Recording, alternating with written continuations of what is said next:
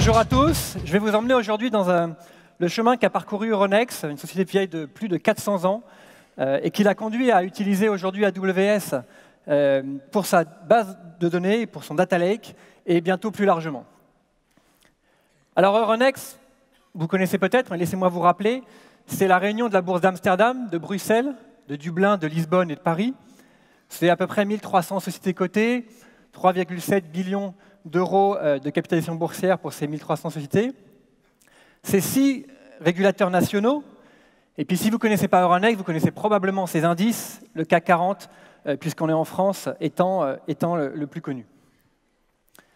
Alors si on plonge un peu dans la plateforme de transaction d'Euronext, parce que c'est notamment une grosse plateforme de transaction, il y a des millions de transactions par jour, des dizaines, des centaines de millions d'ordres d'achat et de vente. Pour donner un peu des ordres de grandeur, un ordre entre le moment où il rentre dans le data center et il est renvoyé au client avec un acquittement, c'est quelques dizaines de microsecondes. Cette plateforme, elle génère 1,5 milliard de messages par jour qui sont stockés dans notre base de données, dont la plus grande table fait à peu près 400 milliards d'enregistrements.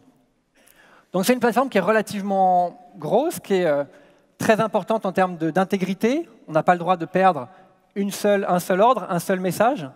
C'est une plateforme qui doit être disponible en permanence et dont les volumes sont amenés à croître. Alors, il y a 2 ans, quand on a voulu beaucoup plus utiliser nos données et notamment appliquer l'intelligence artificielle, on s'est confronté à un certain nombre de challenges sur cette plateforme.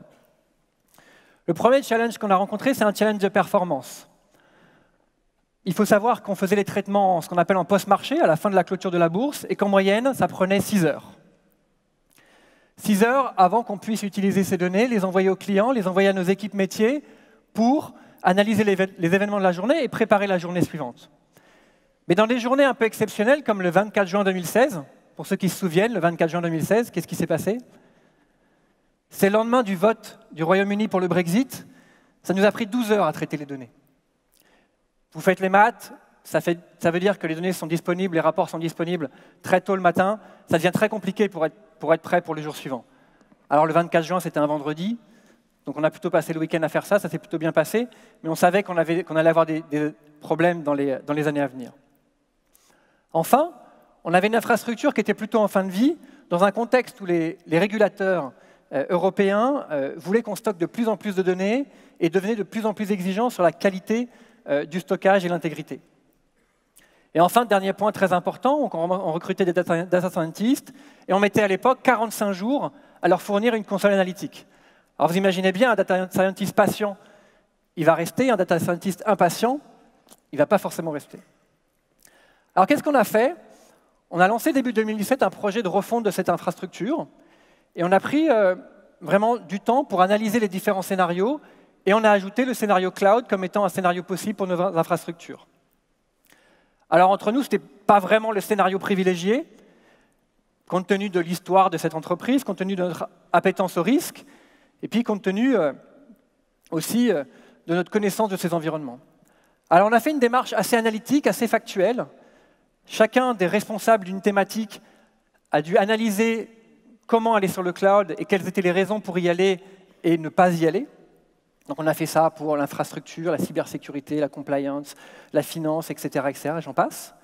Et puis quand on s'est réunis à la fin de l'été 2017, on a réuni toutes les informations qu'on avait glanées, et on s'est rendu compte qu'on pourrait avoir nos données en zone euro, qu'on serait compliant avec GDPR, qu'on pourrait avoir une encryption de bout en bout qu'on pourrait nous-mêmes maîtriser, qu'on avait un coût total de possession qui serait inférieur aux autres scénarios envisagés, qu'on pourrait accéder à un catalogue de services et d'innovations qui ne seraient pas accessibles dans les autres scénarios, et puis qu'on n'était pas les seuls, qu'on n'était pas les premiers à se lancer dans cette démarche de migration, dans cette migration un peu massive de données, et qui nous permettrait donc de nous rassurer sur la faisabilité de ce projet. Et enfin, dernier élément peut-être, même si ce n'était pas initialement un objectif, on s'est rendu compte que ça allait nous aider à transformer notre informatique, à transformer la manière dont Euronext travaille ces données. Il ne peut pas y avoir de keynote AWS sans slide d'architecture, donc je vous en ai mis une là. Ce n'est pas le but de rentrer dans le détail, il faut retenir quelques éléments. La première, c'est que c'est une architecture hybride. On garde un certain nombre d'infrastructures dans le data center, en particulier la plateforme de transaction dont j'ai parlé tout à l'heure. On est encore sur des temps de latence et sur des technologies multicast qui ne sont pas disponibles sur le cloud. Mais on a assemblé un certain nombre de briques de Lego, on a connecté ces briques de Lego à notre environnement, et on a essayé d'utiliser au maximum les services managés par AWS. Ensuite, on a pu utiliser nos outils analytiques existants, ça nous a évité de reconstruire et de redévelopper toutes les analyses, et on a rajouté des nouveaux outils pour les data scientists. Alors qu'est-ce que ça a changé?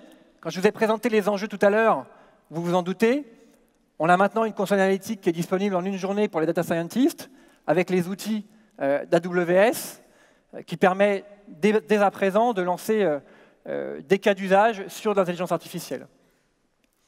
Très rapidement, puisqu'il faut qu'on migre notre plateforme de trading, ce qui va arriver la semaine prochaine, on va passer à un analytique J+1 à un analytique quasiment temps réel. Et ça, pour nous, c'est absolument fondamental pour la compréhension du marché, la compréhension de la dynamique de nos clients et comment ils interagissent, à la fois pour les équipes métiers, mais aussi pour nos clients. Et enfin, la scalabilité. En prévision des lendemains d'élections, par exemple, ou de journées importantes, où on sait qu'il y a des événements extérieurs qui vont entraîner des forts volumes sur les marchés, on sera capable d'anticiper ça, et même en intraday. Alors pour Euronext, c'est la première étape.